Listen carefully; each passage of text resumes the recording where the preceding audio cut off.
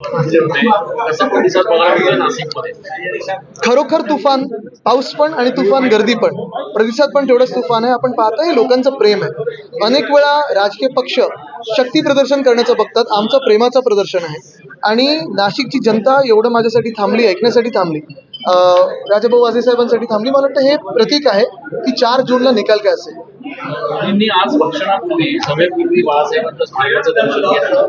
एकूणच भावनिक आव्हान होतं. नाही, हे तर होणारच होतं. कारण काय झालं, पहिलं नकली सेना, मग आमच्यासोबत या, मग नकली संतान म्हणजे वंदनीय बाळासाहेब ठाकरेंचा अपमान करणं, माझ्या आजीचा अपमान करणं, मग परत आज तिथे वंदन करणं. मला वाटतं एक तर कळलेलं आहे की ठाकरे ह्या नावाशिवाय, आणि हे नम्रपणे सांगतो, भाजपचं काही जमत नाहीये. म्हणून एक ठाकरे सोबत घ्यायला लागले, दुसऱ्या ठाकरेंना शिवी द्यायला लागते, मग कधी परत जवळ आहे आमचं सांगतात.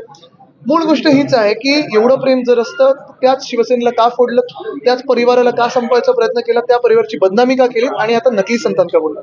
राज ठाकरे भाषणात असं म्हटलंय की जे सत्तेतच येणार नाहीये त्यांच्याबद्दल मी बोलून वेळ वाया घालवणार. नाही, मी त्यांच्याबद्दल कधी काही बोलत नाही, पण मनसेच्या कार्यकर्त्यांना 100% हे विचारीन की आपण ज्यांना बिनशर्त पाठिंबा दिलाय ते सगळे उद्योग आपण घेऊन चालत गुजरातला.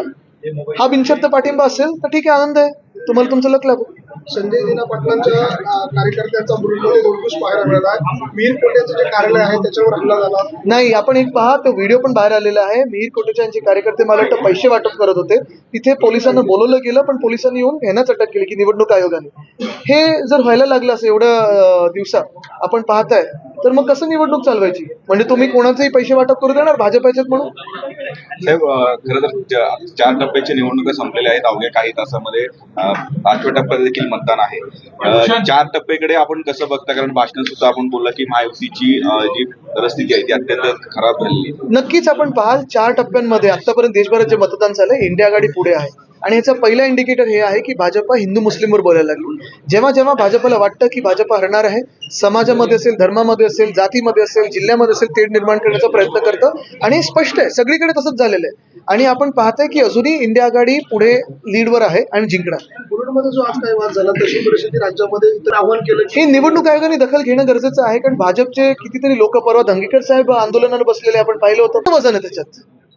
आज एक आणखी राजकीय घटना अशी घडली की अनिल देशमुख यांनी असा आरोप केला की सुनील तटकरे शरद पवारांच्या काही कार्यकर्त्यांची भेट घेतली, मात्र कोणी जरी पद घ्यायचा प्रयत्न केला तरी आम्ही त्यांना घेणार नाही. काय संकेत मिळतात? चांगलं आहे, मला वाटतं आम्ही तर सांगितलेलंच आहे, गद्दारांना आमच्याकडे नो एंट्री.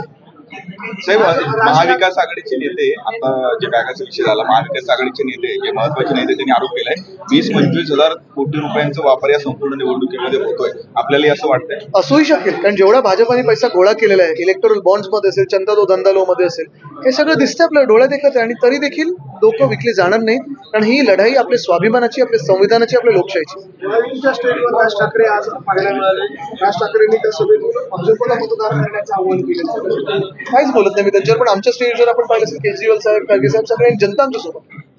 धन्यवाद. निवडणुकीच्या आधी कोकणामध्ये काही ठिकाणी फेक नोटा देखील भाजपच्या लोकांनी दिल्या असं माझ्या कानावर आलं. म्हणजे नोटा पण जे विकत घ्यायला देतात लोकांना, त्या पण खोटे देतात, खोटी आश्वासनं, खोटे नोटा. मुळात या नोटा जातातच कशात भाजपच्या हातात आणि पसरवण्यासाठी. निवडणूक आयोग काय करतोय? आम्हाला का रस्त्यावर यायला लागतंय?